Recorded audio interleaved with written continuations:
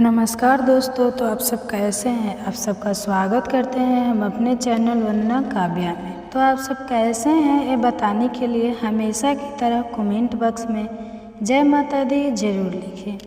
तो चलिए दोस्तों, आज हम इस वीडियो में जानेंगे। दोस्तों, आज के समय में हर कोई किसी न किसी परेशानी से जूझ रहा है।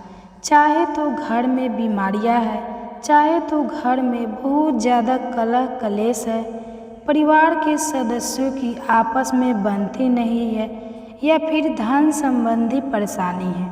कितनी भी मेहनत कर ले व्यापार चलता ही नहीं है और हमारे रोजमार्ग के खर्चे भी पूरे नहीं हो पाते हैं। और अगर व्यापार चल भी रहा है तो हमारा जो धन है वह कुछ इस तरह की गलत जगह पर खर्च हो जाता है कि हमारे हाथ में महीने के अंत में कुछ बचता ही नहीं है। तो पति पत्नी में आपस में झगड़े होते रहते हैं, क्योंकि धन भी तो कम होता नहीं है घर को पूरा चलाने के लिए। तो इस तरह की बहुत सारी परेशानियां होती है और हम लोग सोचते हैं कि पता नहीं ऐसे क्यों हो रहा है। हम तो मेहनत कर रहे हैं, हम हर कार्य तो कर रहे हैं, लेकिन फिर भी हमारे घर में वो खुशियाँ नहीं है, वो सुख शांति समृद्धि नहीं है जो हम चाहते हैं। ठीक है, तो दोस्तों, इन सब चीज़ों का, इन सब दिक्कतों का, समस्याओं का कई बार जो कारण होते हैं ना, वो हमारे खुद के घर में ही होते हैं। जैसे कि घर में कोई वास्तु दोष हो गया या फिर नज़र दोष हो गया। हमारे घर पर किसी की नज़र लग गई कि देखिए इनका घर कितना अच्छा है, या इनके घर में सब कुछ कितना अच्छे से चल रहा है। तो नज़र भी होती है लोगों की, तो नज़र दोष भी इसका एक कारण है। या फिर हमारे घर में कोई नकारात्मक शक्ति है, या फिर निगेटिव एनर्जी इतनी ज़्यादा हो गई है कि नकारात्मक ऊर्जा इतनी ज़्यादा हो गई है कि कुछ भी सही नहीं हो रहा है। बस इन सब चीज़ों के इतने ज़्यादा निखेड़ी प्रभाव हमें झेलने पड़ते हैं कि हमारा जीवन अव्यवस्थ होने लगता है। तो दोस्तों, इन सब दिक्कतों से बचने के लिए कई बार बहुत छोटे छोटे उपाय हैं जो कम कर जाते हैं। तो आज जो उपाय मैं आपके लिए लेकर आई हूँ, जो उपाय आज मैं आपको बताने वाली हूँ, तो भरोसा रखिए मेरे ऊपर, वो उपाय एकदम साधारण सा है लेकिन बहुत ही पावरफुल है, बहुत शक्तिशाली उपाय है। अगर आप इस उपाय को करते हैं तो आपके घर से नकारात्मक ऊर्जा सारी दूर हो जाएगी, कोई नेगेटिव एनर्जी होगी तो वो भी चली जाएगी। तो अगर अभी तक आपने वीडियो को लाइक नहीं किया है तो एक लाइक ज़रूर कर दीजिए, और मेरे जो भी भाई बहन मेरे चैनल पर नए हैं वह चैनल को सब्सक्राइब जरूर कर लीजिए, क्योंकि मैं इतने छोटे छोटे आसान उपाय बताती हूँ कि यह उपाय आपकी ज़िंदगी बदल देंगे। और साथ ही बेल आइकन को प्रेस करना ना भूलिए, ताकि मेरे आने वाले वीडियो के नोटिफिकेशन आपके पास सबसे पहले पहुँच सके। और कमेंट में एक बार सच्चे दिल से जय माता लक्ष्मी जरूर लिखिए। तो दोस्तों, माँ लक्ष्मी को याद करके आपके ऊपर माता लक्ष्मी की कृपा हमेशा बनी रहेगी। तो दोस्तों, आपके जीवन में कोई भी समस्या हो, परेशानी है जिससे आप जूझ रहे हैं, तो आपको यह उपाय करना है। देखिए, हमारी प्रकृति में बहुत सारी ऐसी चीज़ें हैं जो बहुत ही महत्वपूर्ण हैं और अपने आप में बहुत ही पावरफुल है।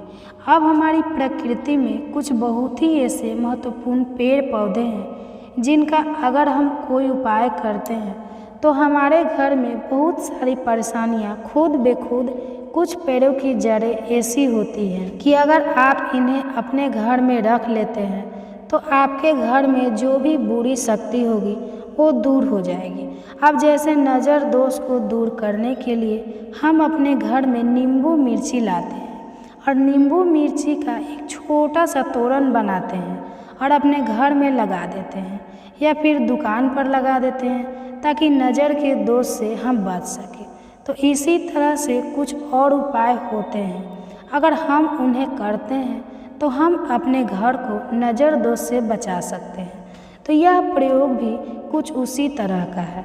तो अब आपको करना क्या है, देखिए किसी भी सोमवार को, चाहे वह शुक्ल पक्ष का सोमवार हो चाहे कृष्ण पक्ष का सोमवार हो, सोमवार के दिन आपको सुबह उठना है। सुबह जल्दी उठकर आप स्नान करें, साफ स्वच्छ वस्त्र धारण करें।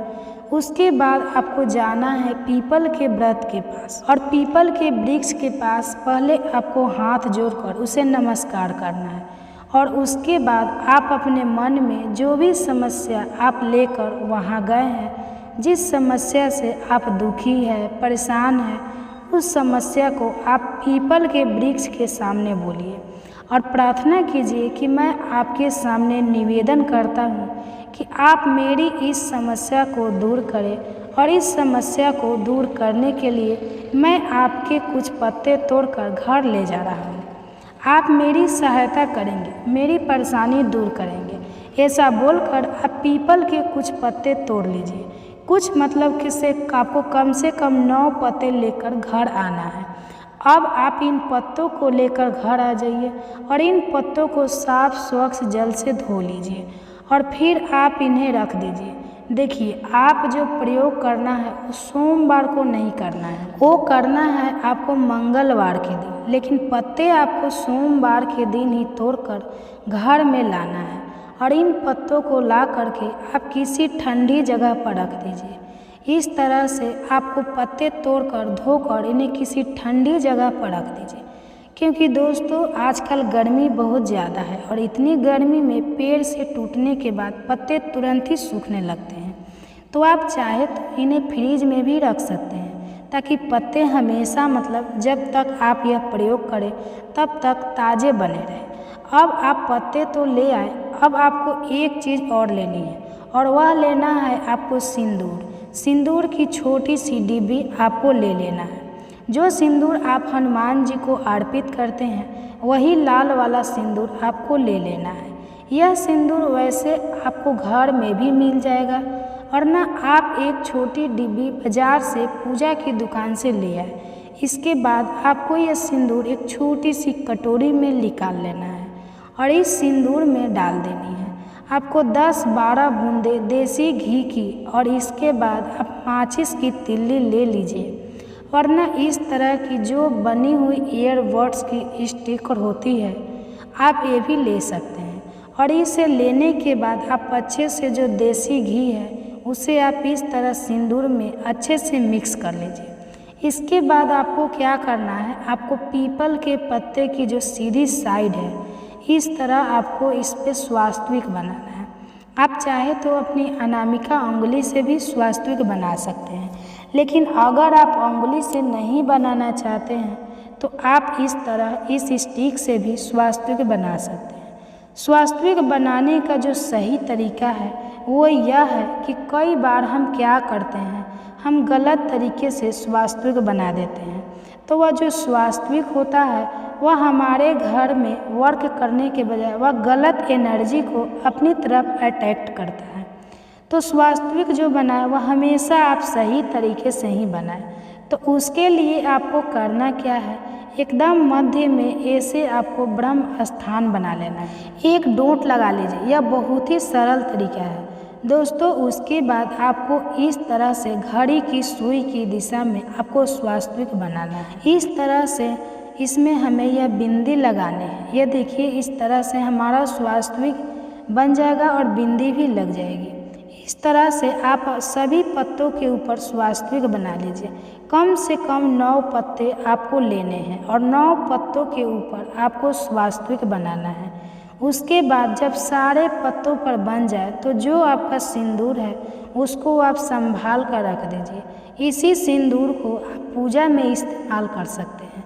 आगे भी इसके बाद आपको क्या करना है, आपको इनका बनाना है तोरण। तोरण बनाने के लिए आप इस तरह रील का लाल धागा भी इस्तेमाल कर सकते हैं। चाहे तो लाल रंग का आप इस तरह से साटन का रिबन इस्तेमाल कर सकते हैं, और अगर चाहे तो कलावा भी इस्तेमाल कर सकते हैं। और यह तोरण में गांठ कैसे लगानी है यह तो आप जानते ही हैं। तो इस तरह से आपको कर के आपको ऐसे तोरण में गांठ लगा लेनी है। ऐसे और इस तरह से आप अपने सारे पत्ते इस धागे में बांध लीजिए और इस तरह एक पूरा तोरण बना लीजिए।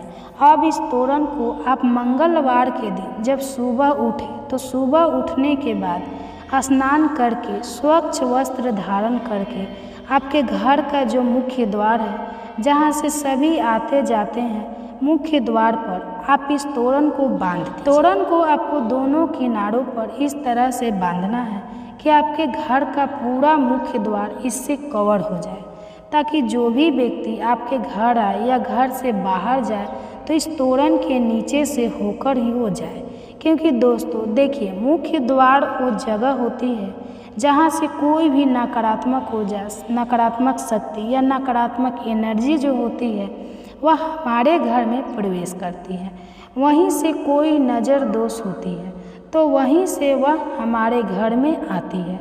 तो अपने मुख्य द्वार को इतना पावरफुल बना दीजिए, इतना सुरक्षित बना दीजिए कि कोई भी नेगेटिव एनर्जी हमारे घर में मुख्य द्वार से प्रवेश न कर। तो लीजिए, तोरण तो हमने बांध दिया, मंगलवार की सुबह तोरण हमने बांध दिया। तो अब एक प्रश्न आता है कि इस तोरण को हमें कब तक रखना है। देखिए, कम से कम 1 हफ्ता इसे लगा रहने दीजिए, ऐसे ही लगा रहने दीजिए। उसके बाद जब अगला मंगलवार आए तो आप इस देख लीजिएगा कि इन पत्तों को छू कर देख लीजिए कि यह सूखे तो नहीं हैं। अगर पत्ते बिल्कुल सूख गए हैं, क्योंकि आजकल गर्मी का मौसम है तो बहुत जल्दी पत्ते सूख जाते हैं। अगर आपके पत्ते बिल्कुल सूख गए हैं और झड़ने लगे हैं तो आप इस तोरण को हटा दीजिए और इन पत्तों को निकाल दीजिए और इन्हें चाहे तो किसी बहते जल में आप इन्हें प्रभावित कर दीजिए। उसके बाद आपको दूसरा तोरण इसी तरह से बनाना है। अगर अगले मंगलवार तक आपके पत्ते बिल्कुल सूखे नहीं हैं, आपको लगता है कि अभी यह हरे हैं, ताज़े हैं, तो यह 1 हफ्ता और चल सकते हैं, तो आप इसको 1 हफ्ता और रहने दीजिए और अगले मंगलवार को तोरण बदल दीजिए।